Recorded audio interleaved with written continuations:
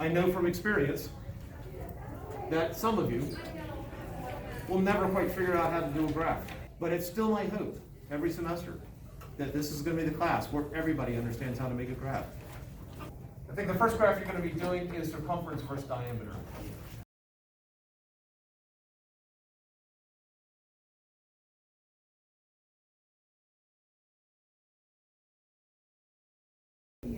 Probably the biggest mistake people make on this one is, one, not having a title, but this is going to be the title. When I say plot something versus something, I'm expecting that to be the title, circumference versus diameter. The word graph doesn't show up in front of it. I will be able to tell very quickly that it's a graph, so you don't need to tell me. But circumference versus diameter should be the title of everyone's first graph.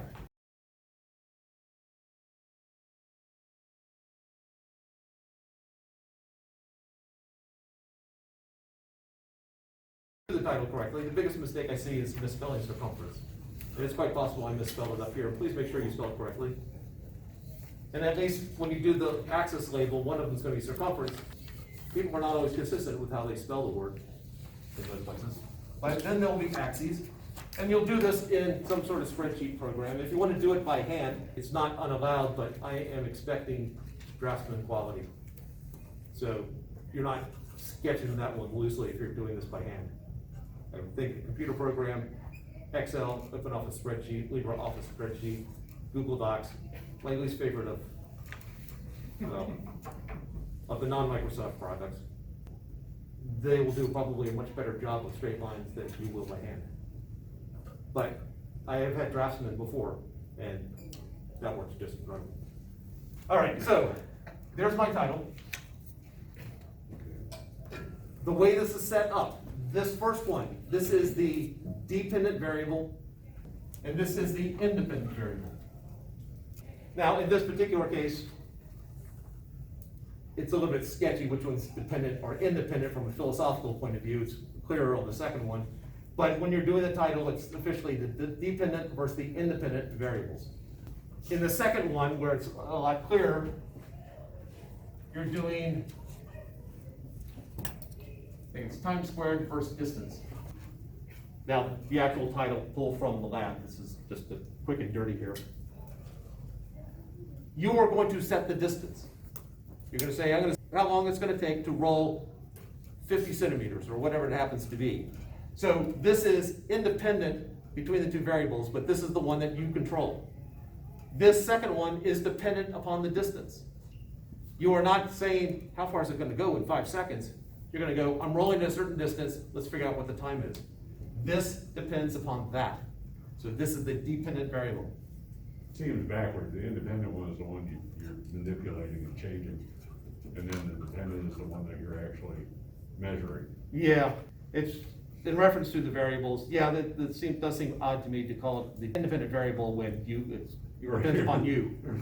But it's not dependent upon the other variable.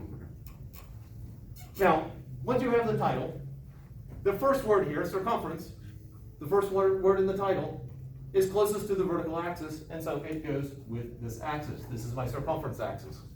And so I would expect to see the word written out there. Space, parenthesis, unit. I think it's centimeters in this particular case, whatever the appropriate unit is. I do expect a space there, and the unit should be in parentheses.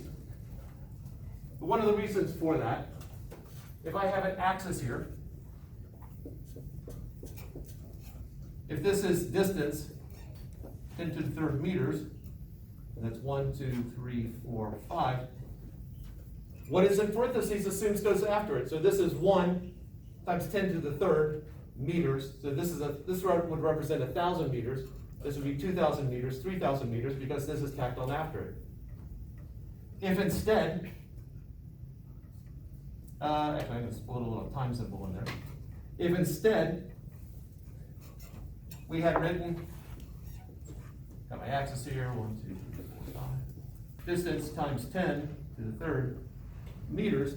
If we wrote it like that, that means if I take the distance, multiply by 1,000, I'm going to get this number right here. So in this case, this number right here represents 1,000th of a meter or a millimeter. This would be 2 millimeters, 3 millimeters, 4 millimeters. So where the units are, what's in parentheses, matters. This down here will be distance, diameter, the other D word. For the space followed by those units.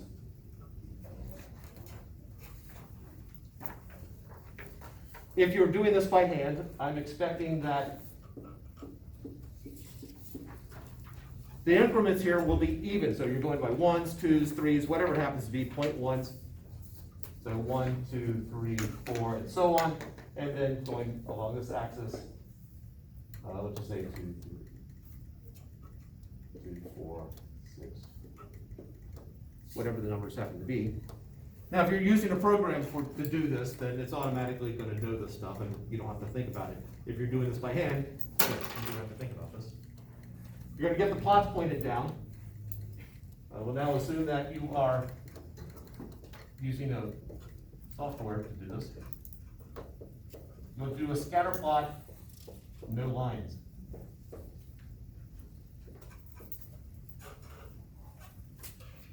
Basically, when you do the drop down, you're going to see the symbol of something like that. In some cases, that'll be it, and it'll automatically do the scatter plot. Other cases, what it's going to do is then give you another display of menu where it's going to show you various forms of it. You want the one with no lines.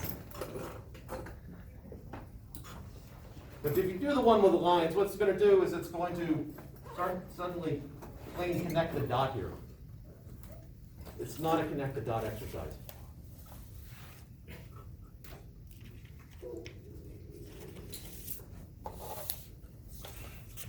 All right, so it'll come down and you'll get various points there. Once the data points are in place, I don't need to see the data points labeled, because if I want to know the exact data point, what I will do is I will look back at your data, the table where the numbers actually are. Then you're going to add trend line.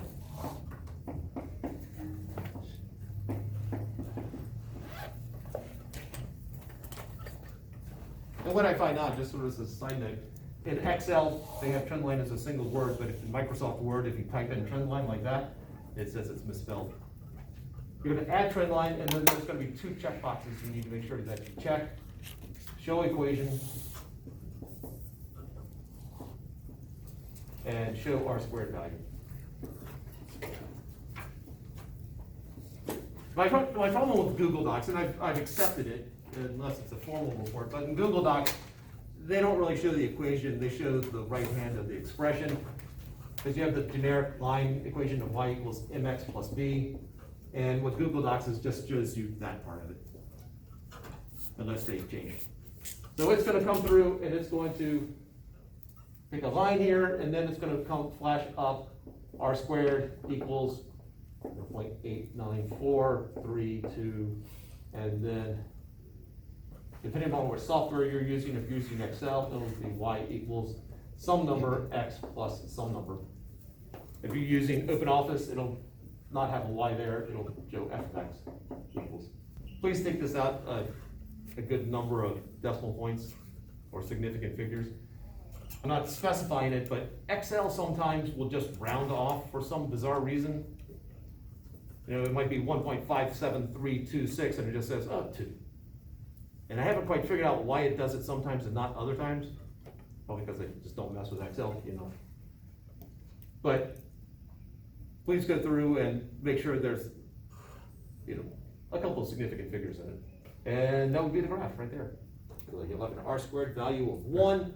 And whenever I see r squared value of 1, I get really suspicious, because then I think they just calculated this. They didn't actually measure it. Now, I did have a group last year, the year before, that did the measurements. While they were sitting there, somebody plugged it into Excel or whatever spreadsheet program they were doing. They had an r squared value of 1, and they called me over just to say, hey, we measured it, this is what we did. I just want you to know that we did not calculate this. And so, okay, I saw it, I was good with that. I am expecting that the r squared value is going to be somewhere 0.95 or higher probably. 1 is perfect fit, 0 is, I'm not even sure if 0 is possible, but the closer you are to 0, the worse fit it is. And the other one, you know, r squared value could be a lot of things. It should be somewhere, probably, would expect it somewhere about 0.9 or higher for the R squared value here. But above all, don't forget, rejoice, because this is physics.